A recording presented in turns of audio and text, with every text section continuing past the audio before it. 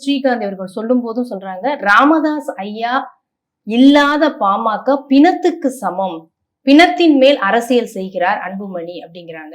ஆனா அந்த ஒரு வார்த்தை ஐயா ஐயா முகம் அப்படிங்கிறது முக்கியமானது இல்ல. நீங்க இன்னைக்கு சொல்றீங்க ஐயாவை நாங்க மதிக்கிறோம் அப்படிங்கிறீங்க. ஆனா ஐயா தானே பாமகவுடைய முகமாக இருக்கிறார். அவரை அங்க அழுக விட்டுட்டு இங்க உங்களால கட்சிய இந்த இயக்கத்தை அடுத்த கட்டத்துக்கு நகர்த்திட முடியுமா? ஸ்ரீகாந்தி அவர்கள் பொது தளத்தில் மேடையில் பேச என்றைக்கு ஆரம்பித்தார்?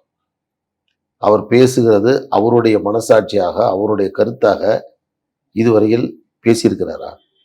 எழுதி கொடுத்ததை படிச்சிருக்காரு. எழுதி கொடுக்கறது யாரு? உள்வட்டம் வெளிவட்டம். இதே ஸ்ரீகாந்தி அவர்கள் நியமனம் செயல் தலைவரா பண்ணும்போது அன்புமணி அவர்கள்டேந்து எந்த விமர்சனமும் வரல. ஆனா அவருடைய மகன் முகுந்தன் நியமனம் செய்யும் போது மேடையிலேயே விமர்சனம் பண்ணாரு அன்புமணி அவர்கள். அது என்ன காரணம்? அதாவது அது எதேச்சையாக நடைபெற்றதை போன்று அங்கே நடந்தது. அப்போ இது தவறு என்று சொல்லப்பட்டது. ஐயா இப்ப முடிவே பண்ணிட்டாரு. எல்லா நிலைகளும் டெல்லியில வரைக்கும் போய் கேஸ் போட்டாங்க, கேஸ் புகார் கொடுத்துட்டாங்க, எல்லா நிலைகளையும் தாண்டிட்டாங்க. அப்ப எதை வேணாலும் செய்வாங்கல்ல.